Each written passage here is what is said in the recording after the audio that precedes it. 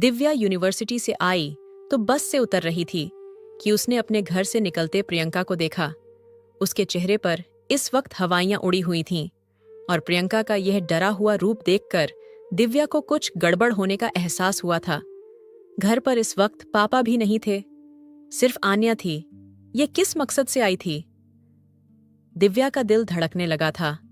वो अब जब तक अपने दरवाजे तक पहुंचती, प्रियंका अगला मोड़ लेकर अपनी गाड़ी पर बैठकर वहां से जा चुकी थी। दिव्या कुछ पल खड़ी उसकी गाड़ी को देखती रही, लेकिन फिर वह अंदर की तरफ बढ़ी थी। लेकिन अंदर जाकर उसने जो मंजर देखा था, उसकी एक जोरदार चीख निकली थी। आन्या जमीन पर पड़ी तड़प रही थी। एक हाथ से पेट पकड़े, एक हाथ से टेबल का कोना पकड़कर उठने की कोशिश कर रही थी। दीदी! वह तेजी से चीखती हुई आन्या की तरफ भागी थी। दीदी, क्या हुआ आपको? आप ठीक तो हैं ना? दिव्या, एम्बुलेंस को कॉल करो, मुझे बहुत दर्द हो रहा है। दिव्या, मैं मर जाऊंगी। आन्या दर्द से तड़पते हुए बोली थी। दीदी, आपको कुछ नहीं होगा, मैं हूं ना। मैं अभी अभी अर्जुन जीजू को फोन करती हूं। नहीं दिव्या, अर्जुन शहर में नहीं है उन्हें फोन करने का। फिलहाल कोई फायदा नहीं, तुम एम्बुलेंस को कॉल करो। मेरा बच्चा दिव्या, मेरा बच्चा। ये कहते कहते आन्या की आंखें बंद होने लगी थीं और दिव्या की तो जैसे जान ही निकलने लगी थी। उसने जल्दी से एम्बुलेंस को कॉल किया था। वह आन्या को लेकर अस्पताल पहुंच चुकी थी, जहां इमरजेंसी में उसे एडमिट कर लिया गया था। अर्जुन का नाम लेते ही सारे डॉक्टर जी जान से उसे बचाने की कोशिश में लग चुके थे। अर्जुन कोई आम इंसान नहीं, इस शहर का बिजनेस टाइकून था और इस अस्पताल से ही आन्या का पहले से इलाज चल रहा था। सारे डॉक्टर अर्जुन और आन्या को अच्छे से जानते थे। दिव्या ने अपने पापा को कॉल किया। वह भी ऑफिस से हॉस्पिटल आ गए थे। आन्या की सास कविता जी और आन्या का देवर रोहन भी आ चुका था। आन्या की हालत को लेकर सब लोग परेशान थे। इस बच्चे को लेकर सबकी कितनी उम्मीदें थीं। आहूजा खानदान को आन्या वारिस देने वाली थी, लेकिन अब बच्चे और मां दोनों की जान को खतरा था। दिव्या, ये कैसे हुआ? ये सब कुछ इतनी बड़ी लापरवाही आन्या कैसे कर सकती है? उसे पता था ना कि उसकी कोख में हमारे खानदान का अंश पल रहा है, फिर भी इतनी बड़ी लापरवाही कैसे? कविता जी ने दिव्या को कंधों से पकड़कर झिंझोड़कर पूछा, जबकि दिव्या की आंखों में आंसू थे। मुझे नहीं पता आंटी, मैं यूनिवर्सिटी से आई तो दीदी दर्द से तड़प रही थी, मैं कुछ नहीं जानती। जबकि कविता जी सर पकड़कर बैठ गई थी और पूरे 3 घंटे की कोशिश के बाद आन्या को तो बचा लिया गया था, लेकिन बच्चा खत्म हो चुका था। 6 महीने की प्रेगनेंसी थी, जिसकी हलचल आन्या महसूस करने लगी थी। वो वजूद अब ठंडा हो चुका था और जब डॉक्टर यह खबर सुना रहा था, उसी पल घबराया हुआ सा अर्जुन हॉस्पिटल के अंदर दाखिल हुआ था और यह खबर सुनकर जैसे सब कुछ खत्म हो गया। इस बच्चे के लिए उसने कितनी तैयारी की थी, कितने सपने सजाए थे, और वह बच्चा एक ही पल में उसे छोड़कर चला गया था। ऐसा कैसे हो सकता है? वो वहीं कॉरिडोर में पड़ी कुर्सियों पर बैठ चुका था। सब लोग उसके पास आए थे। अर्जुन, संभालो खुद को। आन्या के पापा रणवीर जी आगे बढ़े।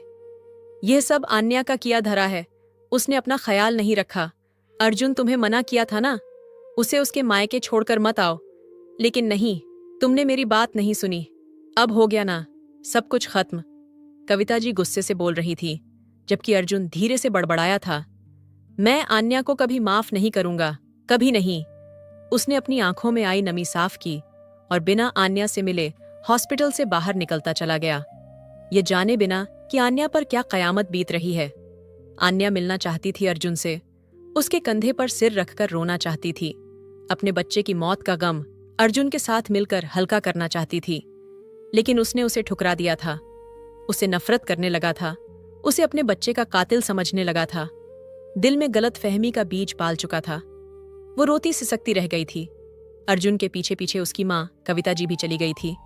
अस्पताल में अब सिर्फ आन्या की बहन दिव्या, उसके पापा रणवीर जी रह गए थे।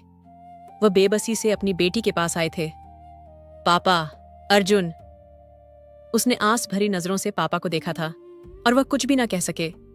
तुम ठीक हो बेटा, हमारे लिए यही बहुत बड़ी बात है। और वह अपने पापा का हाथ पकड़कर रो पड़ी थी। पापा, मेरा बच्चा, फिक्र मत करो बेटा, सब कुछ ठीक हो जाएगा। उनकी आंखों से खुद आंसू छलक पड़े थे, जबकि दिव्या भी अपनी आंखों में आए आंसू पोंछने लगी। अर्जुन ने मुड़कर भी नहीं देखा था और ना वो आन्या से मिलने आया। रणवीर जी बेटी को डिस्चार्ज कराकर अपने घर ले आए थे और आन्या हर पल रास्ता निहारती थी कि कब अर्जुन आएगा, उसके आंसू पहुंचेगा, लेकिन वह नहीं आया। थक हार कर उसने फोन भी किया, लेकिन उसने फोन नहीं उठाया और आखिरी ऑप्शन यही था कि वह खुद उसके पास जाएगी, लेकिन उसने उससे मिलने से इनकार कर दिया। जबकि उसकी माँ कविता जी ने तो उसे धक्के देकर घर से निकाल दिया कि तुम हमारे पोते के कातिल हो, और आन्या ने अपने दिल पर पत्थर रख लिया। जाओ अर्जुन, तुम्हें मेरी जरूरत नहीं, तो मुझे भी अब तुम्हारी जरूरत नहीं रही। तुम्हें मुझसे मोहब्बत नहीं, तो मैं भी ऐसी मोहब्बत पर लानत भेजती हूँ। कहने को तो उसने कह दिया था, लेकिन इस दिल का क्या करती जिसमें सिर्फ और सिर्फ अर्जुन की मोहब्बत चमकती थी। वो अपने आंसू अंदर ही अंदर पीकर दिन गुजारने लगी थी। रणवीर जी और दिव्या ने समझाने की उसे लाख कोशिश की थी कि टेंशन मत लो, एक दिन अर्जुन तुम्हारे पास जरूर आएगा। अब भी वह सिर्फ गलतफहमी का शिकार है। और आन्या बस आंखों में आंसू लिए उन्हें देखती रह जाती। वो मोहब्बतें, वह वादे याद करती जो अर्जुन ने उससे किए थे, और पूरे 6 महीने हो गए थे। उस बेदर्द सनम ने मुड़कर नहीं देखा था। अर्जुन भी सुकून से नहीं था। वह भी आन्या को याद करता था, लेकिन आन्या के खिलाफ भड़काने वाली कविता जी मौजूद थी। उन्होंने गलतफहमी के बीज को इतना खाद पानी दिया था कि वह अब घना वृक्ष बन चुका था, और अर्जुन चाहकर भी आन्या की तरफ कदम न बढ़ा पा रहा था। कविता जी के तो मन की हो रही थी। वह अपनी सहेली की बेटी और अर्जुन के बचपन की दोस्त प्रियंका को ही अपनी बहू बनाना चाहती थी, लेकिन बेटे की मोहब्बत की वजह से मजबूर हो गई थी। लेकिन अब उन्हें मौका मिला था तो वह अपना यह ख्वाब जरूर पूरा करती, और इसके लिए वह पूरी तैयारी भी कर चुकी थी। दरवाजा खट से खोलकर वह अंदर आई थी। अर्जुन, जो मीटिंग में बिजी था, अचानक दरवाजा खुलने पर चौंक कर सामने देखा। वहां मौजूद सबकी नजरें उस आने वाली हस्ती पर गई थीं। आज से 6 महीने बाद यूं उसे अपने सामने देखकर अर्जुन के लब भींचे थे। ब्लैक फ्रॉक में उसका सोगवार हुस्न, रोई हुई आंखें। अर्जुन ने उसका पूरा जायजा ले लिया था। मुझे बात करनी है आपसे, वो रूहान से लहजे को मजबूत बनाते बोली। Excuse me, meeting is over, Arjun ने वहां मौजूद मेंबर्स को कहते आन्या को सख्त निगाहों से घूरा था। सब मेंबर्स वहां से बाहर निकल गए थे। अर्जुन ने उनके जाते ही सवालिया नजरों से आन्या को देखा, जो अब चंद कदम के फासले को मिटाती उसके पास आई थी। आप दूसरी शादी कर रहे हैं? आन्या ने कितनी मुश्किल से यह सब कहा था, ये वही जानती थी। 6 महीने बाद ये पूछने आई हो? अर्जुन ने अपनी जगह से उठकर उसके पास आकर बड़े ठंडे अंदाज में पूछा। आप मेरी बात का जवाब दें, अर्जुन आहूजा। वो गुस्से से उसके पास 2 कदम बढ़ी थी। उसके जिस्म से उठती उसके फेवरेट परफ्यूम की खुशबू आज भी अर्जुन को अपने हवासों पर चढ़ती महसूस हुई थी। दिल की धड़कनों ने बेतहाशा शोर मचाया था। पूरे 6 महीने के बाद वो सितमगर उसके सामने थी। मेरा जवाब जानकर तुम्हें क्या करना है? वो गहरी नजरों से उसके चेहरे को देखते हुए बोला था। मिस्टर अर्जुन, जो पूछा सीधी तरह बताइए। वो अपनी गिरे कांच सी आंखें उस पर टिकाकर बोली। अगर मैं कहूं हाँ, कर रहा हूं दूसरी शादी, फिर? अर्जुन के संजीदा से जवाब पर आन्या को लगा उसके दिल की धड़कनों ने धड़कने से इनकार कर दिया हो। मुझे सजा दे रहे हैं? वह धीमी सांस लेते बिना पलक झपके बोली थी।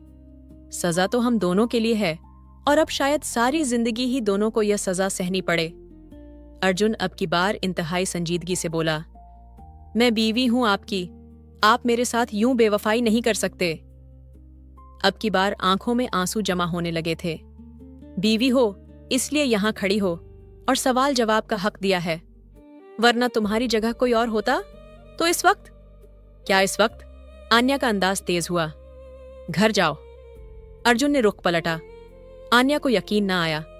यह वही शख्स था जो उसे दीवानों की तरह मोहब्बत करता था, जुनून की हद तक चाहता था, जिसकी सुबह शाम आन्या की बाहों में कटती थी। आन्या को देखकर खुद पर कंट्रोल खोने लगता था, और आज उस शख्स ने आन्या को छूना तक गवारा न किया।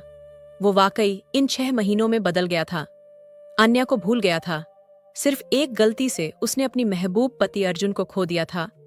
आंखों के बहते आंसुओं ने इस बार उसका भ्रम तोड़ दिया था। मैं नहीं जाऊंगी। आपने 6 महीने से मुझसे राब्ता खत्म कर रखा है। ना मिलते हैं, ना बात करते हैं। क्या सारा कसूर मेरा था? क्या अकेली कसूरवार मैं हूं जो सजा मुझ अकेली को दी जा रही है?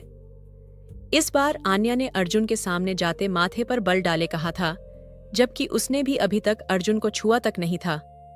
हाँ, तुम अकेली कसूरवार हो। तुम्हारी वजह से सब कुछ हुआ।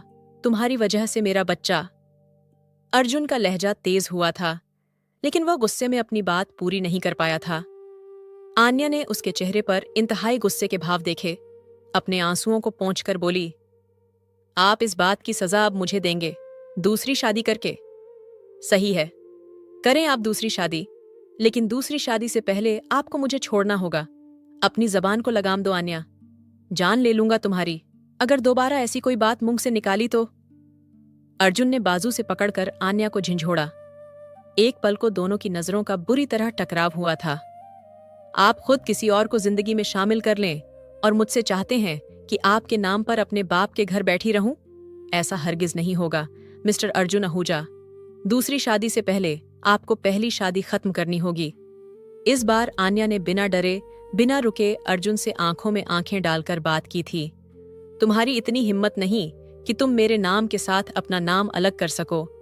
आन्या अर्जुन आहूजा, मैं तुम्हारी सांसें तुम पर तंग कर दूंगा। लगता है तुम भूल गई हो अर्जुन आहूजा को। अर्जुन ने उसके चेहरे पर अपनी गर्म सांसें छोड़ते हुए अपने अंदर के गुस्से को काबू करते हुए कहा, मैं कुछ नहीं भूली, लेकिन शायद आप सब कुछ भूल गए हैं। मेरा गुनाह क्या इतना बड़ा था कि आप मुझे इतनी सख्त सजा दे रहे हैं? और सजा देनी है तो फिर हम दोनों को मिलेगी। आन्या ने गुस्से से अपना बाजू छुड़ाते हुए दरवाजे की तरफ कदम बढ़ाए तो अर्जुन अपने घने बालों में हाथ फेरता उसके पीठ को गुस्से से देखते हुए उसके पीछे लपका था। इससे पहले कि वह दरवाजा खोलकर बाहर निकलती, अर्जुन ने आगे बढ़कर दरवाजे को लॉक लगाते उसे दरवाजे के साथ लगा दिया था। उसकी तरफ अपने दोनों हाथ रखे, उसके चेहरे के करीब अपना चेहरा किया। वो अब उसकी खुशबू को अपने अंदर उतरती महसूस कर रही थी। लगता है तुम अपनी जान गंवाना चाहती हो, इसीलिए बार बार ऐसी बातें कर रही हो। पर अगर तुम्हें बहुत शौक है अलग होने का तो ठीक है। अर्जुन आहूजा तुम्हें जुदा कर देगा खुद से। तुम अर्जुन की मोहब्बत के काबिल ही नहीं थी। Get out. अर्जुन एक एक शब्द पर जोर देते हुए बोला था और उससे पीछे हटा था। उसकी बात सुनते ही आन्या तो ज्वालामुखी की जद में आ गई थी। वो उसे छोड़ने की बात कर रहा था, मतलब वो उसे छोड़ देगा। आंसू तेजी से उसकी आंखों से बहने लगे। उसकी मोहब्बत की बातें आज सब किताबी बातें साबित हुई थीं। आन्या ने उसे देखते पलटकर दरवाजे का लॉक खोला और बाहर निकलती चली गई, जबकि अर्जुन दांतों पर दांत रखे होंठ दबाए उसे जाता देखता रह गया। वो बहुत तेज ड्राइविंग करते 2 बार अपना एक्सीडेंट होते होते बचा पाई थी। घर पहुंचते ही बेड पर औंधे मुंह लेटकर फूट फूट कर रोई थी। उसे वह दिन याद आने लगे जब उसे खबर मिली थी कि वह प्रेग्नेंट है। अर्जुन ने कितनी खुशी का इजहार किया था, जैसे उसे दुनिया जहान की खुशी मिल गई हो। लेकिन सिर्फ एक गलती से उसका सब कुछ छीन लिया गया था। उसका बसा बसाया घर, उसका पति, उसकी ममता, सब कुछ खत्म हो गया था। रोहन, तुम्हें कितनी बार कहा है कि पूजा को साथ लेकर आया करो। अब देखो ना कितना वक्त गुजर गया है। आराधना जी ने रोहन को डांटा, जो अनसुनी करता मोबाइल पर व्यस्त था। उसकी जिम्मेदारी क्यों लेता वो कोई केयर टेकर नहीं था जो उसे लाने ले जाने का ठेका उठा लेता। प्रियंका आराधना जी की सहेली की बेटी थी, जो 2 हफ्ते पहले ही अपनी यूनिवर्सिटी से उनकी यूनिवर्सिटी में माइग्रेशन करवा कर आई थी। उसके माँ बाप उसकी बड़ी बहन के यहाँ गए हुए थे, क्योंकि उसकी बड़ी बहन की डिलीवरी में कुछ प्रॉब्लम्स हुई थीं और उसकी तबीयत ठीक नहीं थी। मजबूरन प्रियंका को वो आराधना जी के घर छोड़ गए थे। वो लड़की जात थी और थोड़ी अकड़ मिजाज थी। उसके आने जाने की कोई खास रूटीन नहीं थी, इसलिए आराधना जी अक्सर उसके लिए परेशान हो जाया करती थीं। Hello aunty. अचानक ही प्रियंका की आवाज पर रणवीर ने मुड़कर उसकी तरफ देखा। अच्छा हुआ तुम आ गई बेटा, मैं बस खाना खाने ही लगी थी। तुम भी फ्रेश हो जाओ, फिर मिलकर खाना खाते हैं। वो जल्दी से कहते हुए किचन की तरफ बढ़ गईं। कितने अफसोस की बात है, मैं वहां पर आपका वेट करती रही और आप घर भी आ गए। आपको कोई एहसास है मैं घर कैसे पहुंची? प्रियंका ने दुख से रणवीर की तरफ देखते हुए कहा। मैं तुम्हारा क्यों एहसास करने लगा? और मैंने कोई तुम्हारा ठेका नहीं ले रखा आने जाने का। अपने आने जाने का खुद इंतजाम करो। वो माथे पर बल डाले कहते हुए अपनी जगह से उठा, मोबाइल पॉकेट में रखते अपने कमरे की तरफ बढ़ा। प्रियंका को उसकी बात पर सख्त अफसोस हुआ और गुस्सा भी आया। वो उसके पीछे ही आई थी। जरूरी नहीं जिनका ठेका लें सिर्फ उन्हीं को घर छोड़ा जाए। कभी कभी इंसानियत के नाते ही इंसान मदद कर दिया करता है। वो बात करते करते उसके कमरे तक चली आई थी। रणवीर ने पलटकर माथे पर बल डाले। वह किस बात को लेकर तंज कर रही थी। रणवीर समझ गया था। तुम होती कौन हो मुझे यह सब कहने वाली? अपने काम से काम रखो तो बेहतर होगा, और आउट ऑफ माई रूम, रूढ़ अंदाज में कहता। वह उसे उलझा गया। प्रियंका ने आसपास देखा तो वाकई वह गुस्से में बात करते हुए उसके कमरे तक आ गई थी। शर्मिंदगी के मारे उसका चेहरा लाल हुआ था। एक नजर उस पर डालते वह फौरन बाहर निकल गई, जबकि रणवीर ने उसी पल उसके मुंह पर दरवाजा जोर से बंद किया था। योगेश आहूजा के 2 बच्चे थे। बड़े बेटे का नाम अर्जुन आहूजा, जो कि एक बहुत बड़ा बिजनेस टाइकून था, गुस्से वाला और अपनी मनमानी करने वाला, जबकि दूसरे नंबर पर रणवीर आहूजा, जो अपने भाई की ही कॉपी था, लेकिन जुनून में तो 2 हाथ उससे भी आगे था। दोनों भाई एक से बढ़कर एक थे। आन्या दीदी, क्या हुआ आपको? आप ठीक तो है ना? दिव्या ने परेशानी से अपनी बहन आन्या के माथे पर हाथ रखते पूछा। वो जब से घर आई थी अपने कमरे में बंद थी, ना किसी से बात कर रही थी और ना ही खाना खाने के लिए बाहर आई थी। और जब दिव्या यूनिवर्सिटी से आकर अपने कोचिंग क्लासेस के लिए भी चली गई थी, और जब शाम होने को थी तो मिस्टर राजेश ने परेशानी से दिव्या को आन्या की आज की सारी रूटीन के बारे में बताया था। वो इस वक्त उठकर बहन के कमरे में आई थी, जहां वो मुंह लपेटे आंसू बहा रही थी। दिव्या। आन्या उठते ही दिव्या के गले से लगी और फूट फूट कर रो पड़ी। प्लीज आन्या दीदी, मुझे बताएं तो सही हुआ क्या है? आप इस तरह क्यों रो रही हैं? दिव्या ने आन्या को इस कदर बेदर्दी से रोते देखा तो खुद भी परेशान हुई थी। दिव्या, वो दूसरी शादी कर रहे हैं। दिव्या के गले लगे आन्या ने आंसुओं को रोकते हुए कहा था। उसकी बात पर दिव्या ने एक गहरा सांस लिया था। यूनिवर्सिटी में आज भी इसी बात पर रणवीर से उसकी बहस हुई थी। उसे भी इस बारे में पता चल गया था कि अर्जुन प्रियंका से दूसरी शादी कर रहा है, और यह खबर सुनकर वह सीधा रणवीर के पास जा पहुंची थी। हद होती है बेशर्मी की। तुम लोगों में शर्म नाम की कोई चीज है या नहीं?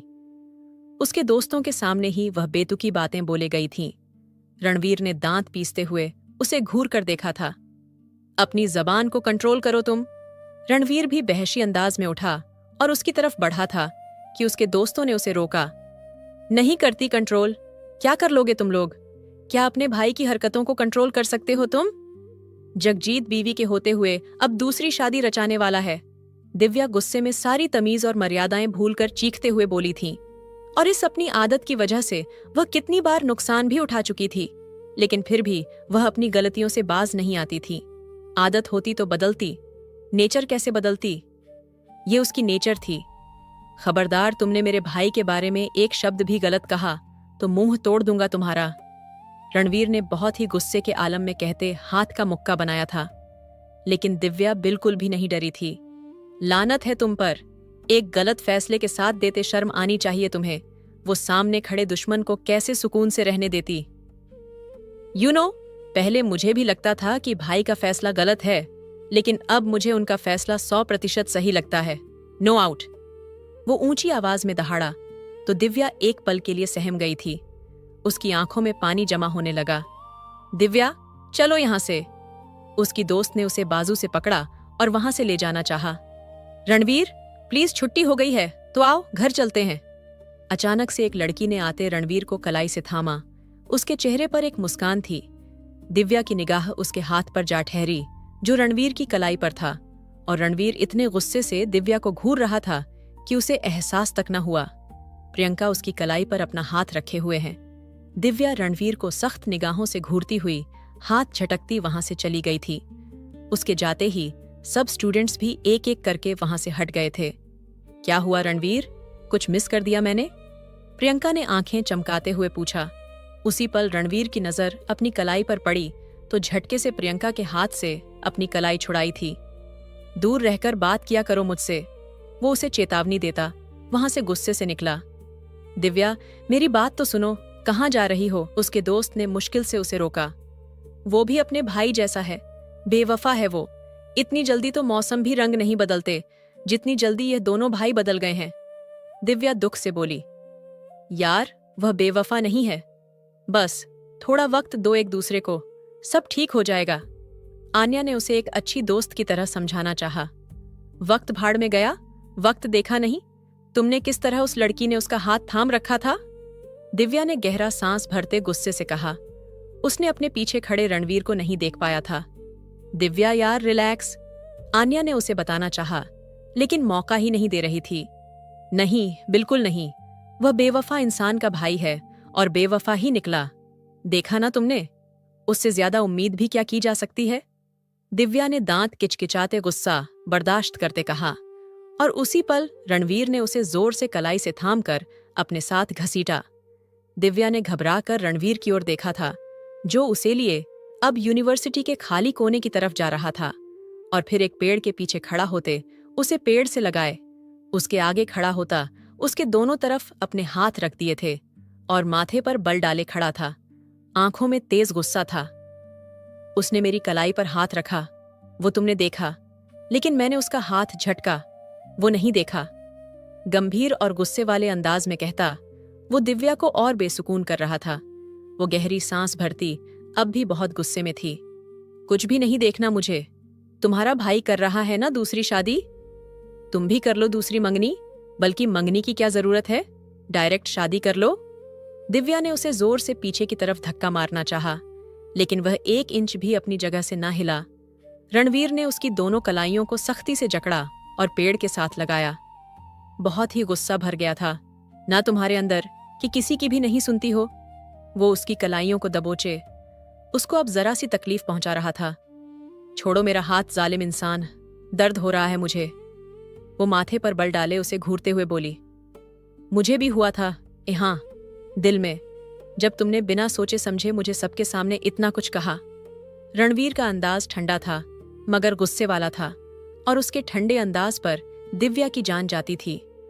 वो जब भी गुस्से में उसके सामने होता तब दिव्या को उससे डर नहीं लगता था, लेकिन जैसे ही उसके शब्दों में ठंडापन उतरता, दिव्या के हाथ पैर सुन्न होने लगते।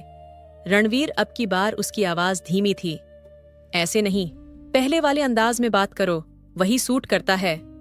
रणवीर ने उसे झटके से अपने सीने से लगाया तो दिव्या की जान पर बन आई थी। धड़कनों का तालमेल दोनों के जज्बात में तूफान मचा रहा था।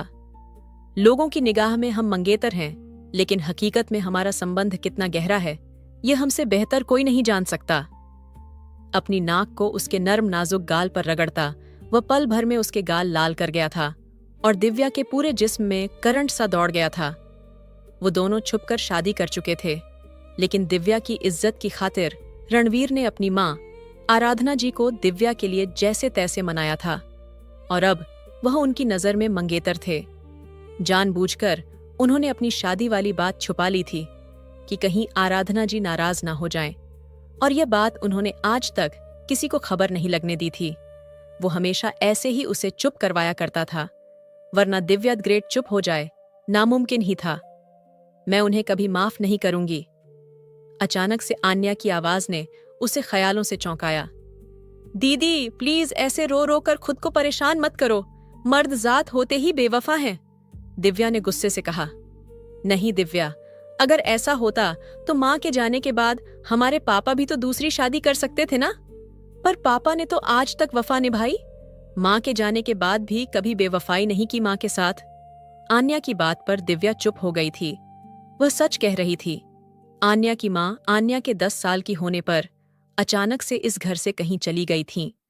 उस वक्त दिव्या 6 साल की थी और कोई नहीं जानता वो किसके पास गई हैं। इंसान मर जाए तो एक दिन सब्र आ जाता है, लेकिन जीते जी कहीं चला जाए तो सब्र आना नामुमकिन होता है। कोई कुछ कहता था और कहने वालों ने तो यहां तक कह दिया था कि वो किसी के साथ भाग गई हैं, लेकिन राजेश जी ने किसी की बात पर कान नहीं धरे थे और कोई ऐसी जगह ना छोड़ी जहां उन्होंने अनीता जी को ना ढूंढा हो। और आज पूरे 13 साल गुजर जाने के बाद भी राजेश जी ने अपनी उम्मीद का दामन नहीं छोड़ा था। उन्हें आज भी यही उम्मीद थी कि उनकी अनीता उन्हें एक दिन जरूर वापस मिलेंगी। दीदी उठो, पहले फ्रेश हो जाओ, खाना खाते हैं, इस टॉपिक पर बाद में बात करेंगे। दिव्या ने उसे समझाना चाहा। अब कुछ कहने को नहीं बचा दिव्या, अब सिर्फ तलाक का नोटिस जाएगा, उस अर्जुन आहूजा को। कर ले वो दूसरी, तीसरी, चौथी, जितनी मर्जी हो उतनी शादियां कर ले, अब मुझे कोई फर्क नहीं पड़ता। आन्या की बात पर दिव्या ने हैरत से उसे देखा। दीदी, आप यह क्या कह रही हैं? तलाक? दिव्या को लगा उसने कुछ गलत सुना है। अर्जुन और आन्या एक दूसरे से कितना प्यार करते थे। उनकी मोहब्बत के गवाह रणवीर और दिव्या थे, और वह मोहब्बत आज कहाँ चली गई कि आन्या अर्जुन से तलाक लेने की बात कर रही थी। हाँ, सही सुना तुमने, और ये मेरा आखिरी फैसला है। आन्या खुद पर पहरे बिठाती बाथरूम में बंद हो गई थी, जबकि दिव्या अपना सर पकड़कर बैठ गई थी। अर्जुन, कल भी हेमा का फोन आया था, उन्हें जवाब दो बेटा, आखिर बेटी वाले हैं वो। अर्जुन की माँ आराधना जी ने नाश्ते की टेबल पर खोए अपने बेटे अर्जुन को पुकारा तो वह चौंक गया। जी मम्मा, आप कुछ कह रही थीं? बेटा, हेमा चाहती हैं कि मंगनी की डेट फिक्स कर लें, तुम क्या कहते हो? आराधना जी ने बहुत ही संजीदगी से कहा। कल की फिक्स कर दें। अचानक से अर्जुन के होठों से निकले शब्दों ने रणवीर को बुरी तरह बौखला दिया। माँ, इतनी भी जल्दी क्या है? अभी आन्या भाभी भाई की पत्नी है, नाराजगी है तो क्या हुआ, रिश्ता तो है ना। तुम बीच में मत बोलो, ये बड़ों की बातें हैं। आराधना जी तो बस अर्जुन की बात पर खुश हो रही थीं। ये कागजी रिश्ता भी जल्दी ही खत्म हो जाएगा। अर्जुन बहुत ही आराम से कहकर उठकर खड़ा हुआ। आराधना जी बस उसका चेहरा देखे जा रही थीं। क्या मतलब? आप कहना क्या चाहते हैं भाई? रणवीर के सवाल ने अर्जुन के जाते कदमों को रोका था। वही जो एक अनचाहे रिश्ते का अंजाम होता है, द एंड। वो सख्त नजरों से रणवीर को घूरते लंबे लंबे डग भरता बाहर निकल गया था। चलो अच्छा है, जान छूटेगी। अब तुम भी इस मंगनी को खत्म करो और अपने भाई की तरह आगे बढ़ो। 1 मिनट माँ, रणवीर ने माँ को टोका। वो भाई हैं जो सुन लेते हैं आपकी बात और मान भी लेते हैं। मैं रणवीर हूं, अर्जुन नहीं। अपनी जिंदगी के फैसले मैं खुद लेता हूं और लेता रहूंगा। आप अपना खेल भाई के साथ खेलें, मेरी जिंदगी में दखलंदाजी कोई भी नहीं करेगा। रणवीर को अर्जुन की बात पर बहुत गुस्सा आ रहा था। ऊपर से आराधना जी ने उसका रिश्ता खत्म करने की बात करके आग में तेल छिड़कने का काम कर दिया था। मेरी बात गौर से सुनो, तुम भले कुछ भी कर लो, मैं दिव्या को इस घर की बहू कभी नहीं बनाऊंगी। जैसी बड़ी बहन वैसी छोटी बहन, बल्कि 2 हाथ उससे आगे ही है। हद की मुंहफट और बदतमीज। आराधना जी ने मुंह बनाते हुए कहा। तो भाई की ला रही है ना आप? सादा सिंपल सी शरीफ सी लड़की, इसी पर गुजारा कर लें। मेरी वाली ऐसी टेढ़ी ही रहने दें, बस मुझे वह ऐसी ही पसंद है। रणवीर ने रूढ़ अंदाज में कहा। बहुत बदतमीज हो गए हो तुम, माँ हूं तुम्हारी, बात करने की तमीज भूल गए हो। आराधना जी ने उसके अंदाज पर गुस्सा दिखाते हुए कहा। कुछ नहीं भूला मम्मा, पर शायद आप भूल रही हैं कि भाई की खुशी किसमें है। रणवीर उनके लिए एक सवाल छोड़ता यूनिवर्सिटी के लिए निकल गया। आराधना जी ने सर पकड़ लिया। न जाने क्या जादू कर दिया है इन दोनों बहनों ने। पहले अर्जुन उनकी तरफदारी में जीता था, अब यह लड़का, इन्होंने मेरे दोनों बेटों को अपने काबू में करके रखा हुआ है। और प्रियंका तुम, ऊंची आवाज में बड़बड़ाते वो प्रियंका को बुलाने लगी। तुम्हें यहां किस लिए बुलाया है मैंने? अगर तुमसे मेरा एक बेटा काबू नहीं होता तो बता दो, मैं कोई और इंतजाम कर लूंगी। वो गुस्से से बोली। आंटी, मैं तो कर रही हूं कोशिश, आपका बेटा मुझे मुंह ही नहीं लगाता तो मैं क्या करूं? वो उदासी से बोली। तो उसके थोड़ा और करीब जाओ, उससे दोस्ती बढ़ाओ, उसको अपनी अदाएं दिखाओ। मर्द औरत की अदाओं के पीछे भागता है। वो उसे अपने ही बेटे को फंसाने के नए नए तरीके सिखा रही थीं। आंटी, आपका बेटा अदाओं से नहीं फंसने वाला, उसके लिए मुझे कुछ और ही बड़ा प्लान करना पड़ेगा, प्रियंका ने सोचने वाले अंदाज में कहा। आराधना जी हाँ में सर हिलाती उठ गई थीं। अब उन्हें हेमा जी को खुशखबरी भी तो सुनानी थी कि अर्जुन शादी के लिए राजी है, वह भी बहुत जल्द। रणवीर के स्टेटस पर अर्जुन की मंगनी का कार्ड था। वो जो सोने के लिए लेट रही थी, कार्ड पर कल की तारीख देखी और दुख के गहरे समंदर में डूब गई। अफसोस अर्जुन जीजू, अगर मोहब्बत करने वाले आप जैसे बेदर्द और जालिम होते हैं तो कोई भी कभी मोहब्बत ना करे। वो दुख से सोचते मोबाइल एक तरफ फेंक गई। रणवीर, मुझे तुमसे भी यह उम्मीद नहीं थी। बजाय अपने भाई को समझाने के तुम उसका साथ दे रहे हो। बुज़दिल इंसान कहीं के। वो प्रियंका की बच्ची तो बहुत खुश होगी, उसकी तो मन की मुराद पूरी हो गई। पता नहीं दीदी क्या चाहती हैं। सब कुछ सच सच अर्जुन जीजू को बता क्यों नहीं देती? अगर अर्जुन जीजू को आज सारी सच्चाई पता चल जाए तो प्रियंका से मंगनी तो दूर की बात, उसकी शक्ल भी ना देखें। वो अपनी सोचों में गुम थी कि उसके नंबर पर मैसेज टोन बजी। खोलकर चेक किया तो रणवीर का मैसेज था। उसने कार्ड इनबॉक्स किया था और स्पेशल इनविटेशन दिया था। दिव्या के सर पर लगी और पैर पर बुझी। तुम्हें अपने बुज़दिल भाई की मंगनी मुबारक हो, मुझे इनवाइट करने की जरूरत नहीं। वो मैसेज सेंड करते जलते दिल के साथ मोबाइल को देखने लगी। रणवीर उसका मैसेज पढ़कर सीधा होकर बैठा, उसे जैसे उसकी बात पर करंट लगा हो। एक तो वो उसे इन्फॉर्म कर रहा था, सिर्फ आन्या और दिव्या के लिए स्टेटस ऑन किया था, बाकी सबको हाइड कर दिया था। अब उसे किसी तरह तो बताना था। स्टेटस सीन करके भी वह चुप रही तो मजबूरन उसे इनबॉक्स करना पड़ा। बुज़दिल तो तुम्हारी बहन निकली जो मैदान खुला छोड़कर भाग गई है। हिम्मत होती तो खड़े होकर अपने हक के लिए लड़ती, न कि डर के भाग जाती। रणवीर के मैसेज पर दिव्या ने माथे पर बल डाले। भूल रहे हो कैसे तुम्हारी माँ ने मेरी बहन को हाथ पकड़कर घर से निकाला था? जैसे बच्चा सिर्फ उन्होंने खोया हो। मेरी बहन ने तो उस वजूद को 5 महीने महसूस भी किया था। उसे अपनी कोख में उसका दर्द, उसकी हर धड़कन को महसूस किया था। बताओ, ऐसा कौन सा गुनाह था जिसकी वजह से उन्हें इतनी बड़ी सजा दी गई? जिंदगी मौत तो भगवान के हाथ में है ना, फिर भी इंसान सजा देने के लिए जमीन पर ही भगवान क्यों बन जाता है? उसके इतने लंबे मैसेज के जवाब में रणवीर के पास कहने को कुछ न बचा। उसने खामोशी से अब मोबाइल एक तरफ रख दिया था। वो क्या बोलता? वो खुद इस मंगनी के खिलाफ था, पर अर्जुन जैसे जुनूनी जिद्दी इंसान को कौन समझा सकता था? एक ही इंसान थी जिसकी वह बात मानता था, और वो थी आन्या। लेकिन इससे भी आज अर्जुन मुंह मोड़ चुका था। मंगनी की पार्टी अपने चरम पर थी। रात के 10 बज रहे थे। आहूजा हाउस में इस वक्त खूब रौनक का माहौल था। प्रियंका अपनी माँ के साथ वहीं आई थी। यह भी अर्जुन की ख्वाहिश थी कि मंगनी की रस्म आहूजा हाउस में ही हो, और उनकी तो जैसे दिल्ली ख्वाहिश पूरी हो रही थी, वो अर्जुन की बात को कैसे टालते। प्रियंका इस वक्त पिंक गाउन में बहुत खूबसूरत लग रही थी। सब मेहमान आ चुके थे। अब अर्जुन का ही इंतजार था, जो अब तक अपने कमरे से बाहर नहीं निकल रहा था। रणवीर, जाओ देखो अर्जुन कहाँ रह गया। मंगनी की रस्म शुरू करें, देर हो रही है। आपके पास भाई का नंबर है ना, तो कॉल कर लें। वो रूढ़ी कहता वहां से हट गया।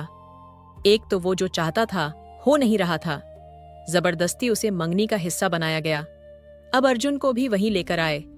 वह मुंह बिगाड़कर कोल्ड ड्रिंक काउंटर की तरफ बढ़ गया। प्रियंका मुस्कुराते हुए उसके पास आकर खड़ी हुई। क्या बात है रणवीर, इतने गुस्से में क्यों हो? प्रियंका ने भी एक ड्रिंक उठाते उसे सवाल किया था। वो ऐसे बात कह रही थी जैसे बहुत पुरानी जान पहचान हो। रणवीर ने उसे गुस्से से घूरा और अपना मुंह मोड़ लिया। वैसे वह वक्त दूर नहीं जब तुम भी अपने भाई के नक्शे कदम पर चलोगे। प्रियंका के शब्दों पर रणवीर अपने होंठ भींच कर रह गया। तुम्हें माँ ने यहाँ जिस काम के लिए रखा है उस पर ध्यान दो, वरना अगर टारगेट बदल गया तो इस घर से धक्के देकर मेरी मम्मा ने तुम्हें बाहर निकाल देना है। तो बेहतर नहीं कि तुम अपनी खैर मनाओ। उसे आईना दिखाता बिना उसका जवाब सुने वो वहां से हट गया, जबकि प्रियंका का तो वो हाल था कि गुस्से के मारे अभी बहक का हुलिया बिगाड़ दे। आप एक बार फिर सोच लें दीदी, पापा घर पर नहीं है। अगर उन्हें पता चला तो उन्हें बुरा लगेगा। अभी आकर आप अंदर जाने की जिद कर रही हैं। आप नहीं देख पाएंगी वह सब। दिव्या को बहन की तकलीफ पर दिल पर महसूस हो रही थी। यही तो देखना है दिव्या, वह किस तरह मेरे सामने किसी और का हाथ थामेगा, फिर उसे रिंग पहनाएगा। और वैसे भी यह रिंग है ना, यह रिंग दूंगी मैं उसे, ताकि वह इस रिंग को पहनाकर अपनी जिंदगी की नई शुरुआत करे। बल्कि ऐसा करूंगी, यह रिंग मैं प्रियंका को गिफ्ट कर दूंगी। जब उसकी मंगनी में आई हूं तो खाली हाथ आना बुरा लगता है ना। वह बस बोले जा रही थी जैसे पागल सी हो गई हो, और दिव्या को दुख हो रहा था अपनी बहन की हालत देखकर। मैं भी चलती हूं आपके साथ। दिव्या ने भी गाड़ी से उतरना चाहा। नहीं दिव्या, तुम नहीं। आज यह मेरे अकेले की जंग है, तो मुझे ही लड़ना है। तुम यहीं मेरा इंतजार करो, मैं जल्दी लौट आऊंगी। आन्या उसे वहीं छोड़कर सामने बड़े से गेट में घुस गई थी। ये वही घर था जहां 1 साल पहले वह दुल्हन बनकर आई थी, और आज उसकी जगह लेने कोई और आ गई थी। वह चलते हुए सीधा स्टेज के करीब जा पहुंची, जहां अब अर्जुन आहूजा खड़ा तालियों की गूंज में प्रियंका को रिंग पहना रहा था। आन्या ने दिल बड़ा करते तालियां बजा दीं। उसकी गिरी कांच सी आंखें नम थीं, लेकिन चेहरे पर मुस्कान थी, एक जख्मी मुस्कान। मासूम चेहरा, निगाहें फरेबी, लबों पर हंसी और दिल में दगा है। माइक अचानक अपने हाथ में लेते आन्या की आवाज पूरे हॉल में छा गई। अर्जुन के साथ साथ सबकी निगाहें उस पर उठी थीं। मेरे दोस्त, जिसको यहां तेरे जैसा, उसे दुश्मनों की जरूरत ही क्या है?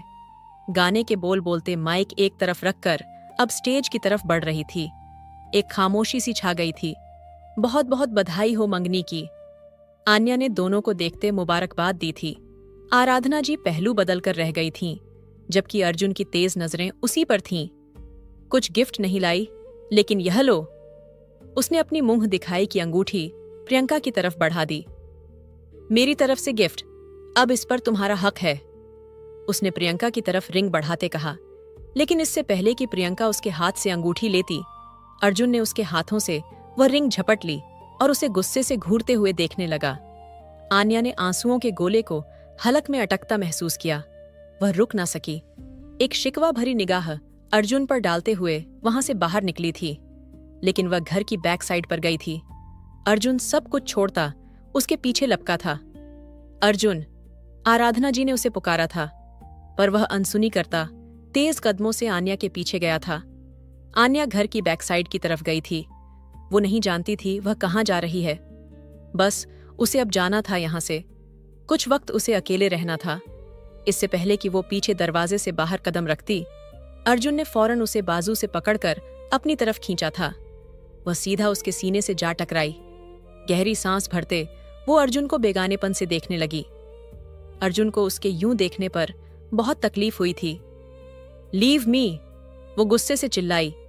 अर्जुन उसका हाथ सख्ती से थामे बिना कोई बात किए सीधा अपने कमरे में लेकर आया। दरवाजा लॉक करते उसकी तरफ घूमा। क्यों आई हो यहां? वही शब्द, वही ठंडा अंदाज, बिल्कुल भी शर्मिंदगी नहीं थी।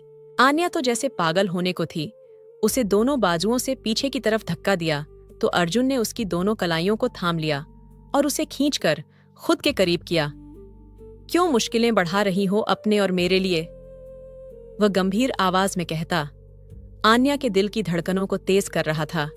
मुझे जाना है यहां से, दूर हटो, वह चिल्लाई थी, लेकिन खुद को उसकी पकड़ से छुड़ा ना पाई। इसीलिए तो यहां नहीं आई कि दूर हो जाऊं तुमसे। अर्जुन उसका वजूद अपने कमरे में महसूस करता। उसको खुद में भी गया। वो आज भी शिद्दत से उसे चाहता था।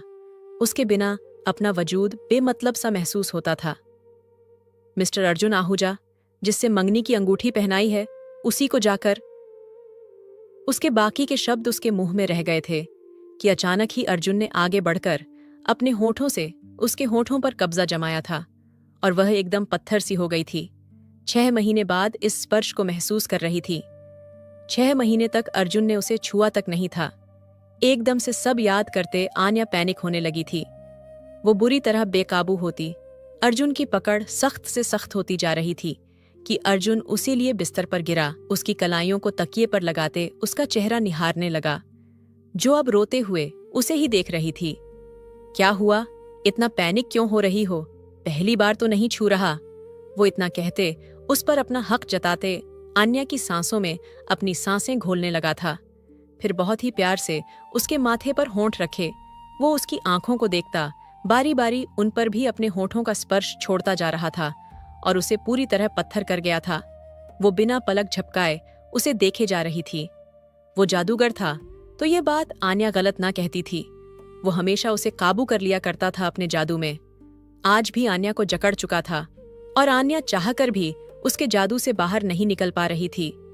उसने दोबारा से आन्या के नरम गुदाज रसीले होठों पर और अब बड़े ही प्यार से उसके होठों का रसपान कर रहा था। पहले वो जो उसकी मोहब्बतों का जवाब मोहब्बत से दिया करती थी, आज बस बेहिस और बेहरकत पड़ी थी। आज वो उसका साथ नहीं दे रही थी, लेकिन रोक भी नहीं रही थी। अर्जुन उसका यह अंदाज देखकर गुस्से से जरा सा ऊपर होता अपनी शर्ट निकालकर दूर फेंक चुका था। उसके इरादे देखकर आन्या की जान निकली थी। पूरे जिस्म में जैसे करंट लगा था। उसकी कुर्बत, उसकी मदहोश करने वाली छुवन को वह कितनी बार तो झेल चुकी थी। हर बार ही वह अपनी जुनूनियत से उसकी जान निकाल कर रख देता था, और आज तो उसके चेहरे के रंग भी बदले हुए थे। अर्जुन, खबरदार, जो तुमने अपनी हद पार करने की कोशिश की तो मैं तुम्हारी।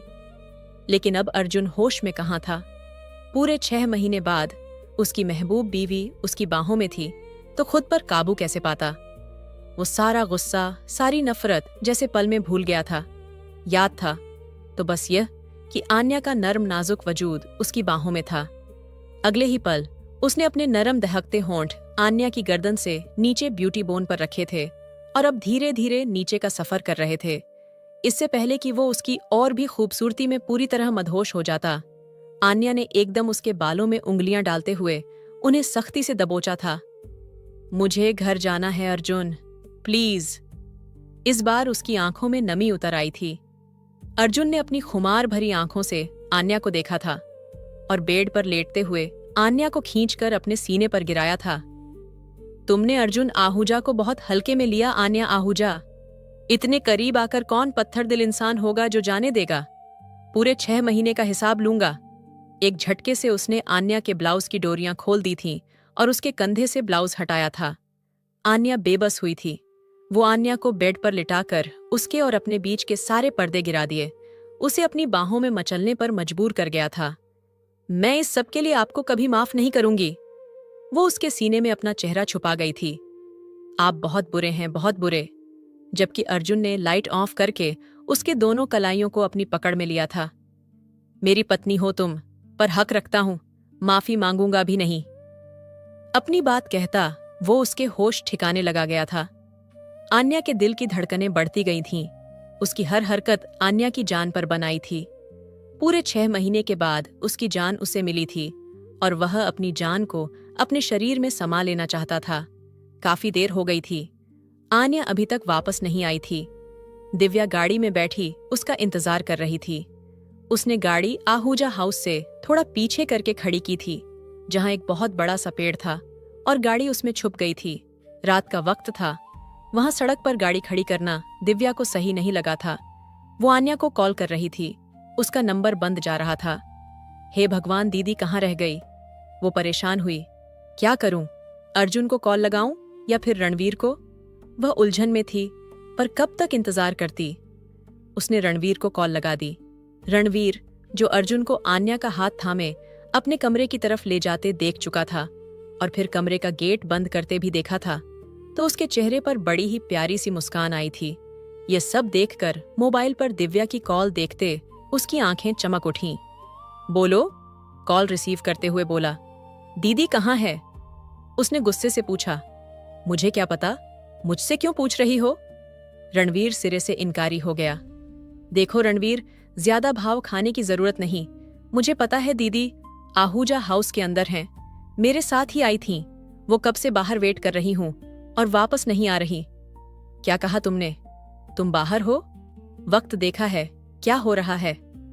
अपने दांत किचकिचाते गुस्से से कलाई पर बंधी घड़ी में टाइम देखा था, जहां 12 बजने में कुछ मिनट बाकी थे। तो मुझे लेक्चर मत दो, दीदी को भेजो, मुझे उनकी चिंता हो रही है।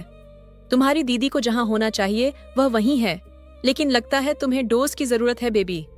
अर्थपूर्ण बात पर दिव्या ने अपने मोबाइल को घूर कर देखा। मुझ पर अपना ये रौब मत जमाया करो, डरती नहीं मैं तुमसे, समझे? वो गुस्से से कहते कॉल काट गई। आया बड़ा मुझे सीधा करने वाला। गुस्से से मोबाइल सामने डैशबोर्ड पर फेंका। राजेश जी आज शहर से बाहर थे, वरना वो इस तरह घर से कभी ना निकलती, डांट अलग पड़ती। लेकिन कब तक वो यहाँ खड़ी रहती? दीदी को एहसास होना चाहिए मेरा, भला कोई ऐसा करता है? दिव्या को आसपास काली रात देखकर अब डर सा महसूस होने लगा था। तभी उसकी गाड़ी के पास किसी के कदमों की आहट सुनाई दी। दिव्या ने घबराते हुए जल्दी से सारे लॉक बंद कर दिए, जो कि पहले तो बंद थे, अब हड़बड़ाहट में अनलॉक हो गए थे। कुछ देर यूं ही खामोशी रही। दिव्या ने आसपास देखा, लेकिन कोई नहीं था। उसने मोबाइल उठाते रणवीर को कॉल लगानी चाहिए कि उसी पल फ्रंट सीट का दरवाजा खोलकर वो इंसान अंदर आया। डर के मारे दिव्या के हाथ से मोबाइल छूटकर नीचे गिरा। वो चीख मारकर दरवाजे के साथ लगी थी।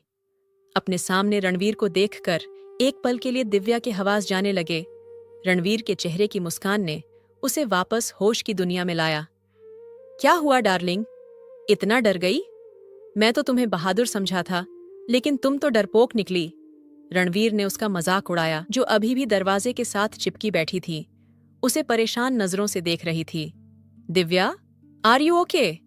उसके चेहरे पर हवाइयां उड़ी देखकर उसे नरमी से पुकार रहा था, पर उसने रणवीर को कोई जवाब ना दिया।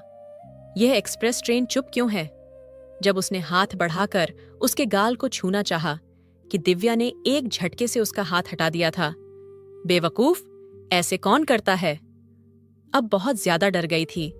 दिव्या को उसकी यह हरकत सख्त बुरी लगी थी, लेकिन वह भी बेबस था। अब जब अपनी दिव्या के पास आ ही गया था, तो उसे थोड़ा सा करीब होना तो बनता था। उसे सर के पीछे से हाथ खींचकर अपनी गोद में लिया था। इस अचानक आफत पर दिव्या ने घबराकर उसके कॉलर को मुट्ठी में दबोचा। उसकी कमर के आसपास हाथ रखे वो उसे अपनी गोद में एडजस्ट करके बिठा चुका था। अब वह पूरी तरह उसे काबू में कर गया था कि वह अपनी जगह से हिल भी नहीं पा रही थी, लेकिन चेहरे पर गुस्सा भी था। क्या हुआ?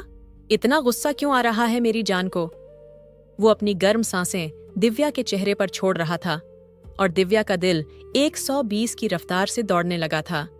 गुस्सा तो कहीं दूर जा सोया था। इस वक्त रणवीर की कुर्बत उसकी जान ले रही थी। छोड़ो मुझे, वो कसमसाई कि तभी रणवीर ने उसकी नाजुक कमर पर जोर से चुटकी काटी। चुटकी इतनी जोर की थी कि दर्द बर्दाश्त करने से उसका चेहरा लाल हुआ था। उसके चेहरे के उतार चढ़ाव को वह बखूबी नोट कर रहा था। वह भी दिव्या थी। जब तक बदला ना ले लेती, छोड़ती कहाँ थी? उसने रणवीर को कॉलर से पकड़कर अपने होंठ उसकी गर्दन की तरफ करते हुए अपनी गर्म सांसें उसकी गर्दन पर छोड़ी थीं, और रणवीर को दिव्या से यह उम्मीद नहीं थी। वो आंखें बंद करके उस पल को महसूस करने लगा। वो इंतजार कर रहा था कि दिव्या अब अपने नरम होठों से उसकी गर्दन को छुएगी, लेकिन वह अनजान था कि वह दिव्या थी और कुछ भी कर सकती थी। अगले ही पल उसकी गर्दन पर अपने दांतों से उसने जोर से काटा था। एक पल के लिए रणवीर चौंका, लेकिन यह भी उसकी महबूबा की दी हुई मोहब्बत की निशानी थी, भले गुस्से से दी थी। रणवीर तो आंखें बंद किए उसका दिया मीठा दर्द बर्दाश्त करता रहा। अपने जज्बातों में तूफान उठता महसूस कर रहा था। वो उसे बाइट करती पीछे हटी थी। रणवीर ने उसके बालों में हाथ डाले होठों को अपने होठों में लिया था। आज पहली बार रणवीर उसके करीब आकर उसे बेबस कर रहा था।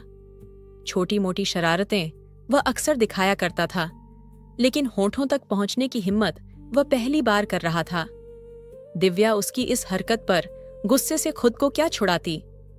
वो तो उसे कमर से बुरी तरह जकड़ चुका था कि वह हिल भी नहीं पा रही थी। कतरा कतरा उसकी सांसों को चुराते वह जरा सा पीछे हटा तो दिव्या के लहू छलकाते होठों को देखकर एक आंख बंद करता मुस्कुराया था, जैसे कह रहा हो कि मुझसे जीत नहीं सकती। बहुत बुरे हो तुम। दिव्या ने अपने होठों को हथेली से साफ किया था।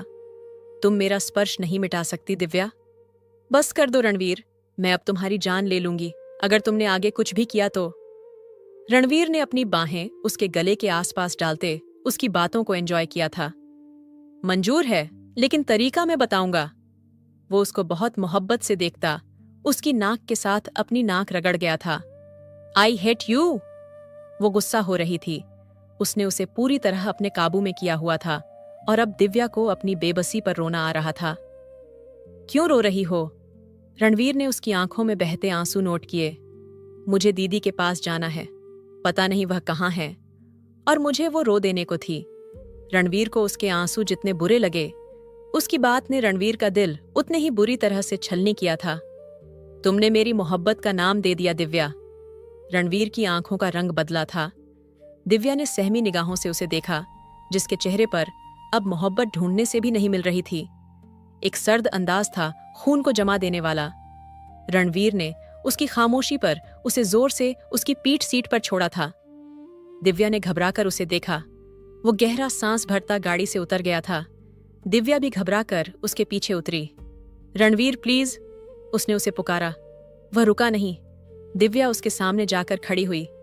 तुम ऐसे नहीं जा सकते, तुमने मेरी बात का गलत मतलब निकाला है। रणवीर को अपनी बात की सफाई दे रही थी। गलत बात का मतलब गलत होता है, वो गुस्से से देखकर बोला। लेकिन इस बार उसने इसे बिल्कुल भी नहीं छुआ। तुम्हें मेरा स्पर्श बुरा लगता है? मेरा करीब आना तुम्हें बुरा लगता है? मेरी मोहब्बत को तुम गाली दे रही हो और मुझसे कह रही हो कि मैंने गलत मतलब निकाला है। वो दबे दबे शब्दों में चिल्लाया था। दिव्या की आंखें आंसुओं से भर गईं। उसने अपने पैरों के ऊपर होते अचानक से रणवीर के होठों पर अपने होंठ रख दिए। हर तरफ एक सन्नाटा छा गया। अपनी मोहब्बत का एहसास कराती वह अगले पल पीछे हटी थी, लेकिन तभी रणवीर ने खींचकर उसे वापस सीने से लगा लिया। अब यह क्या था? रणवीर का अंदाज ना समझने वाला था। दिव्या बोली, मुझे तुम्हारा छूना बुरा नहीं लगता और ना ही तुम्हारा करीब आना, बल्कि मुझे भी सुकून मिलता है रणवीर। तुम्हारी बाहों में मुझे वह सुकून मिलता है जो मैं तुम्हें बता नहीं सकती। वो आंसू रोकते हुए बोली और उसके दिल में उतर रही थी। फिर बिना कसूर के रुखसती से क्यों मना किया? तुम्हारी वजह से मैं अपनी डिग्री लेने के बाद भी बेवकूफों की तरह यूनिवर्सिटी के चक्कर काट रहा हूं, रणवीर ने कहा। रणवीर की बात पर दिव्या ने मुंह बनाया। तो मैंने कहा, आओ नहीं, मैं ही पागल हूं। अगर तुम विदाई दे दो तो यह झंझट खत्म हो जाए ना। मेरे पास आ जाओ, हमेशा के लिए तो छुपा लूंगा तुम्हें सबसे। वो जोर से उसे सीने में भींचता हुआ बोला था। रणवीर, क्या दीदी और अर्जुन जीजू के साथ सब कुछ ठीक हो जाएगा ना? वो उसके सीने से सर उठाकर बच्चों की तरह पूछ रही थी। हो जाएगा, आज के बाद सब कुछ ठीक हो जाएगा। रणवीर होठों पर एक शरारती मुस्कान सजाकर बोला था। क्या मतलब? आज क्या हुआ है? दिव्या ने हैरानी से पूछा तो रणवीर बड़ी गहराई से मुस्कुराया था। ना पूछूं तो ज्यादा अच्छा है। उसने दिव्या की छोटी सी नाक दबाई थी। क्यों ना पूछूं? मुझे पूछना है। बताओ, आज के बाद सब कैसे ठीक हो जाएगा? अभी नहीं बता सकता, शादी के बाद बताऊंगा। यह कहकर उसने दिव्या को टाल दिया था। सुबह की रोशनी फैलने से पहले ही आन्या की आंख खुली थी तो पास सोए अर्जुन को देखा, जिसने रात भर अपनी मोहब्बत का जुनून उस पर लुटाया था। वो सारे पल याद आते ही आन्या की आंखों में आंसू आए थे। अर्जुन के बाजू से निकलकर वो उठकर बैठी। पता नहीं दिव्या कहाँ होगी। वह तो मेरे साथ आई थी। क्या रात भर गाड़ी में रही या फिर अंदर आई थी? मुझे पूछने के लिए आन्या को एकदम परेशानी हुई थी। अर्जुन की तरफ देखा, वो अब भी गहरी नींद में था। आन्या जल्दी से उठकर बाथरूम में गई थी। मुझे यहां से अभी इसी वक्त निकलना होगा, अर्जुन के उठने से पहले। फिर यहां से जब उसकी मंगनी हो गई तो इस रिश्ते की कोई गुंजाइश नहीं बचती। ये सोचते हुए वह खुद को अच्छी तरह कवर करती बाहर निकली थी। अर्जुन, जिसकी आंख खुल चुकी थी, आन्या को यूं चोरों की तरह बाहर जाते देखा तो अपने होंठ भींच कर रह गया था, जैसे उन्होंने कोई गुनाह कर दिया हो। वो उसकी थी, आज भी उसकी, सर से लेकर पांव तक। वह खुद को उसे चाहकर भी दूर नहीं कर सकती थी। तुम लाख कोशिश कर लो आन्या, लेकिन तुम मेरी जिंदगी से दूर नहीं जा सकती। वो उठकर साइड टेबल से सिगरेट की डिब्बी निकाल चुका था। तुम हमेशा मेरी रहोगी, मरते दम तक। और गुजरी रात के बाद तो तुम्हें अच्छे से समझ आ गया होगा कि तुम पर सिर्फ अभी भी मेरा हक है। वो हल्के से स्माइल छोड़ता अपनी आंखें बंद कर गया था। दिव्या की आंख रणवीर के गुदगुदी करने से खुली थी। दोनों ने पूरी रात गाड़ी में ही गुजार दी थी। उसके गुदगुदाने पर वह खिलखिलाकर हंस पड़ी थी और उसके खिलखिलाती हंसी को आगे बढ़कर रणवीर ने अपने होठों से उसके होठों से चुरा लिया था। तुम्हारी मुस्कान मेरी जिंदगी की सबसे बड़ी खुशी है। उसने उसे फिर से गले लगाया। तभी आन्या गाड़ी का दरवाजा बजाने लगी तो वह दोनों चौंके। दीदी, अब तुम्हें देखकर वह क्या सोचेंगी? दिव्या हक्का बक्का हुई। कुछ भी नहीं सोचेंगी। जानती हैं वह भी यार, सब शादीशुदा हैं आखिर। और शादीशुदा कपल्स क्या करते हैं, उन्हें पता है। रणवीर एक आंख बिंक करता नीचे उतर गया। आन्या ने रणवीर को देखते नजरें चुराईं और उसके उतरते ही खुद गाड़ी में बैठ गई। रणवीर अंदर रूम में आया। उसकी कमर में दर्द था।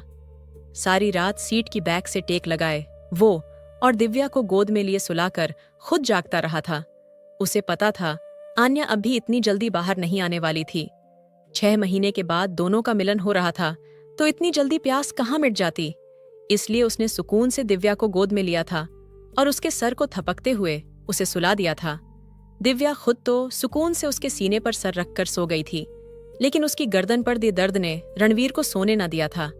अभी भी वह बिस्तर पर गिरते ही उसकी आंखें नींद से बंद हो गई थीं। दीदी, आप ठीक तो हैं ना? दिव्या को उसकी फिक्र हुई थी। वो सीट की बैग के साथ टेक लगाए आंखें मूंद गईं। उसने गहरा सांस लिया। बहुत दोगला इंसान है वह। दिव्या, एक तरफ उसने प्रियंका से मंगनी की तो दूसरी तरफ मेरे साथ। कहते कहते उसकी आंख से आंसू टूट कर गिरे थे। क्या हुआ आपके साथ? दिव्या परेशान हुई। कुछ नहीं, गाड़ी तेज चलाओ। वो खुद पर काबू करती मुंह दूसरी तरफ मोड़ गई। दिव्या भी चुप हो गई। आखिर तुम चाहते क्या हो अर्जुन? एक तरफ तुमने प्रियंका से मंगनी की और दूसरी तरफ वो लड़की सुबह तुम्हारे कमरे से निकली। क्या है ये सब? आराधना जी को बहुत गुस्सा आया था और अर्जुन के बाहर आने पर वह भरी बैठी थीं और अपना सारा गुस्सा उस पर निकाल रही थीं, जबकि प्रियंका भी अपनी मां के साथ खड़ी थी। वो बीवी है मेरी। अर्जुन ने माथे पर बल डाले कहा। तो मैं कौन हूं? प्रियंका ने पीछे से पूछा। तुम तो मंगेतर हो, नॉर्मल अंदाज में जवाब दिया। प्रियंका ने दुख से आराधना जी की तरफ देखा। अर्जुन, प्रियंका से शादी से पहले तुम्हें अपनी बीवी को तलाक। अभी प्रियंका की मां की बात पूरी नहीं हुई थी कि टेबल पर पड़ा गुलदान अर्जुन ने एक धमाके के साथ जमीन पर मारकर तोड़ दिया था। इंतहाई कीमती गुलदान था जो अर्जुन कनाडा से बड़े ही चाव से लाया था। कुछ कह रही थीं आप? अर्जुन ने उन्हें देखते पूछा, जो इस वक्त हैरत से उस टूटे हुए गुलदान को देख रही थीं। Arjun, are you okay? Aradhana ji को अर्जुन में बदलाव सा महसूस हुआ। अभी तो ओके हुआ हूं मम्मा। वो आराम से अपनी चेयर घसीटकर नाश्ते की टेबल पर बैठा। अर्जुन, तुम ऐसे सलूक नहीं कर सकते हमारे साथ। ये मंगनी किसी ने जोर जबरदस्ती नहीं कराई है, जैसे तुम हमें मुजरिम बना रहे हो। मुजरिम तो तुम हो। अचानक से अर्जुन के जवाब पर प्रियंका के चेहरे का रंग उड़ गया था। जुर्म तो हुआ है और बहुत बड़ा जुर्म। उसकी माफी भी नहीं मिलेगी। तुम्हें मांगोगी तब भी नहीं। अर्जुन ने कहर भरी निगाहों से प्रियंका को देखा। कहना क्या चाहते हो तुम? प्रियंका ने भी बिना पलक झपके पूछा। अर्जुन अपनी जगह से उठता उसके करीब आया। तुम जानती हो अभी मेरा क्या दिल चाह रहा है कि तुम्हें अभी इसी वक्त जिंदा जमीन में दबा दूं। अर्जुन की आवाज सख्त हुई थी। सभी ने चौंक कर उसे देखा। शोर की आवाज सुनकर रणवीर भी भागकर नीचे आया था। अब भी थोड़ी देर पहले ही उसकी आंख लगी थी। पहले कुछ टूटने की आवाज आई और अब अर्जुन के ऊंचा ऊंचा बोलने की आवाज ने उसे उठा दिया था। और मैंने ऐसा क्या किया है कि तुम मुझे जमीन में दबा दोगे? गुस्से से प्रियंका ने कहा था। तुमने मेरा वारिस इस दुनिया में आने से पहले मार दिया। तुम हो कातिल। अर्जुन की बात पर सभी के रोंगटे खड़े हो गए थे। ये क्या बकवास है? प्रियंका की मां ने आगे बढ़कर घबराकर बेटी की साइड लेनी चाहिए। खबरदार, आप भी बराबर की हिस्सेदार हैं। मेरे पास सबूत है। कानून देगा आपको सजा। मेरे बच्चे को मार दिया। अर्जुन की आंखें लाल हो रही थीं। यह सब झूठ है। तुम्हें उस आन्या ने जो भी कहा है वह झूठ बोला है। मैं तो गई ही नहीं वहां पर। वो तो खुद ही सीढ़ियों से फिसलकर गिरी थी। झूठ? आन्या ने तो मुझे कुछ भी नहीं कहा। अर्जुन की बात पर प्रियंका के हाथ पैर ठंडे हो गए थे। वह जल्दबाजी में अपने पैर पर खुद ही कुल्हाड़ी मार चुकी थी। आराधना जी ने हैरत से देखा। आन्या उस दिन घर में अकेली थी कि उसी पल बाहर डोरबेल की आवाज बजी थी और उसने दरवाजा खोला तो सामने प्रियंका को देखा था। तुम यहां? आन्या उसे पीछे करते हुए अंदर आई, जैसे वह जानती हो कि आज आन्या घर में अकेली है। हाँ, मुझे बहुत शौक है ना तुम्हें अर्जुन की जिंदगी में रहने का और उसका बच्चा पैदा करने का। क्या बकवास कर रही हो? निकलो यहां से। आन्या ने उसे दरवाजे की तरफ धकेलना चाहा, लेकिन प्रियंका ने गुस्से से खुद को छुड़ाया। मुझे तुम जैसी लड़की के मुंह लगने का कोई शौक नहीं। ये कहकर आन्या सीढ़ियां चढ़कर अपने कमरे की तरफ बढ़ गई थी। वो प्रियंका को जानती थी। अर्जुन ने भी उसे बताया था कि प्रियंका उसे हासिल करना चाहती है, लेकिन उसे अर्जुन की मोहब्बत पर, उसकी वफा पर पूरा यकीन था।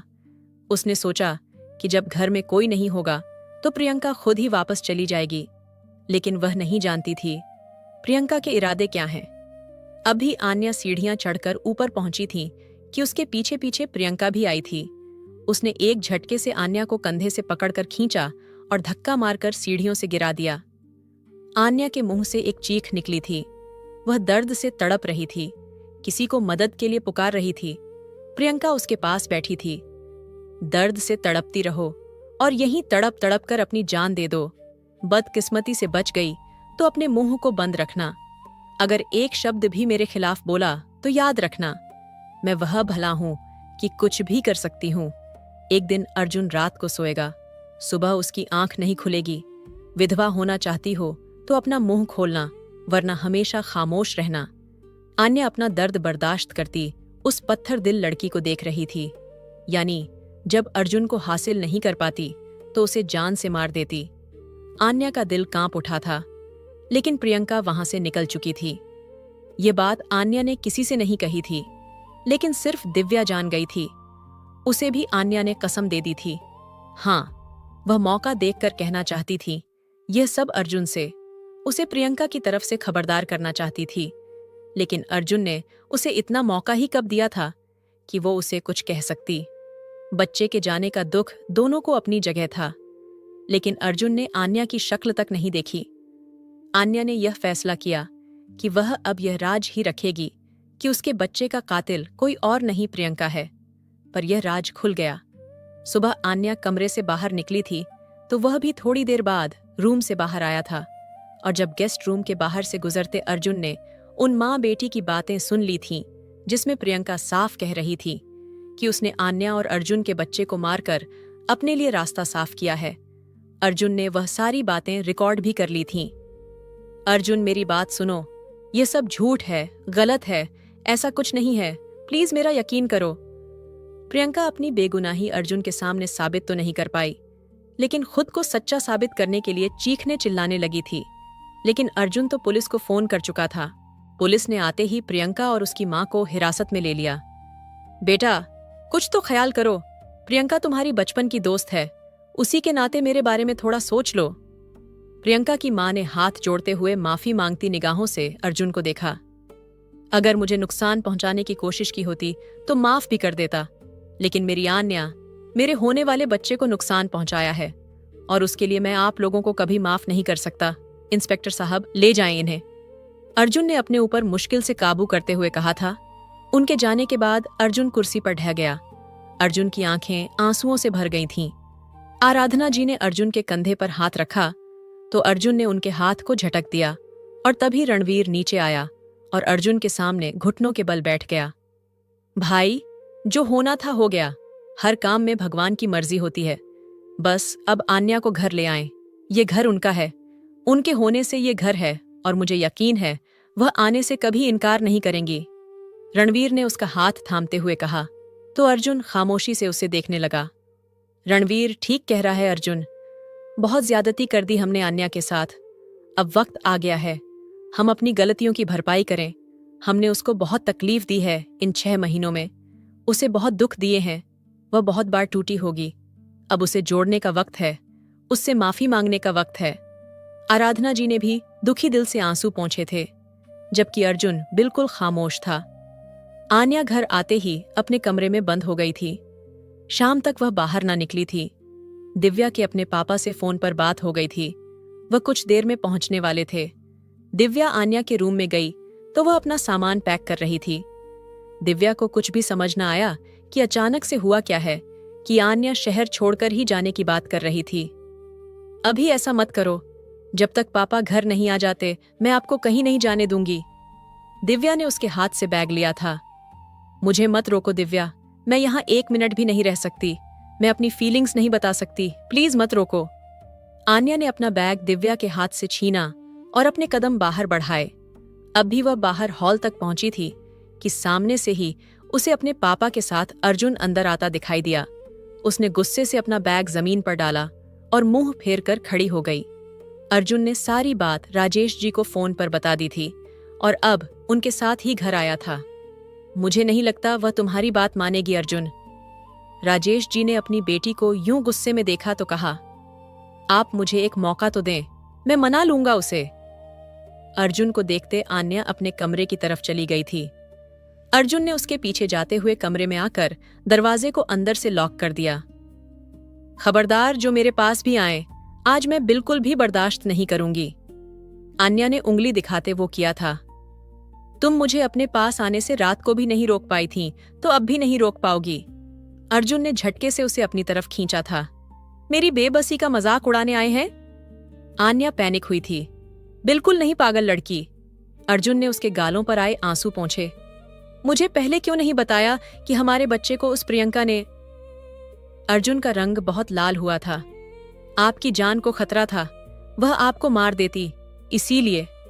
बस मैं मौके की तलाश में थी, और आपने भी तो मुझे मौका ही कब दिया। एक बार भी मुझे बोलने का मौका दिए बगैर मुझे सजा सुना दी। आन्या ने उसे गुस्से से पीछे करना चाहा, लेकिन कर नहीं पाई। उसकी इतनी औकात नहीं थी कि अर्जुन आहूजा तक पहुंच पाती। और मानता हूं मेरी गलती है, क्या माफ नहीं करोगी? वो उसके आंसू अपने लब्बों से चुनते बोला। आप सब मर्द इतना सब कुछ करने के बाद माफी कैसे मांग लेते हैं? आन्या ने तंज किया। शायद इसलिए कि हमें यकीन होता है हमारी जान हमें माफ कर देगी। अर्जुन ने उसके सामने सर झुकाते कहा। अगर यही गलती औरत करें तो तुम मर्द कभी माफ ना कर सको। तुम्हारे अंदर ये हौसला नहीं है। वो अब लड़ रही थी अर्जुन से। अर्जुन ने सर उठाकर आन्या को देखा। रात दी गई उसकी मोहब्बत के हल्के हल्के निशान आन्या के चेहरे पर खिलते हुए उसे और भी खूबसूरत बना रहे थे। अब ऐसे क्या देख रहे हैं? मैंने माफ नहीं करना आपको। वो मुंह फेर कर खड़ी हो गई, जबकि अर्जुन उसके सामने खड़ा होकर अभी भी बस उसे ही देखे जा रहा था। और आन्या उसकी नजरों की तपिश से परेशान होते उसकी आंखों के सामने हाथ रख दिए। मुकाबला तो वो आज भी उसका नहीं कर सकती थी। आज भी वो जालिम बेदर्द सनम उसका दिल धड़काए जा रहा था। क्या हुआ? मुझे छूने भी नहीं दे रही और देखने भी नहीं दे रही हो? ये तो बड़ा जुल्म है। वो मासूमियत भरे अंदाज में बोला। अच्छा, जो रात को किया वो क्या था? उसे पहले वाले रूप में देखकर वह खिल उठी थी, और अर्जुन भी उसे यूं चहकता देखकर जी उठा था। वह भी मेरी मोहब्बत थी। ये कहकर उसने आगे बढ़कर आन्या को अपनी बाहों में समेट लिया था और उसके माथे को चूम लिया। वो उसे लिए बाहर आया था। बाहर महफिल सजी थी। आराधना जी, राजेश साहब, रणवीर, दिव्या, सब एक साथ बैठे रणवीर और दिव्या की शादी की बातें कर रहे थे। पहले रणवीर को अपने पैरों पर खड़ा तो होने दें। अचानक से अर्जुन की बात पर सभी चौंके थे। लीजिए, ये हो गया खड़ा। रणवीर फौरन से खड़ा होता, सबको दिखाता बोला, तो सभी का एक जोरदार कहकहा गूंजा था, जबकि अर्जुन ने आगे बढ़कर छोटे भाई को गले लगाया था। खुश हो जाओ, तुम्हारी शादी की डेट फिक्स करके ही जाएंगे। और यह सुनकर दिव्या के चेहरे पर भी रंग बिखरे थे, तो रणवीर भी खुशी से खिल उठा था। और ठीक 1 महीने के बाद दिव्या और रणवीर की शादी की डेट फिक्स हो गई थी।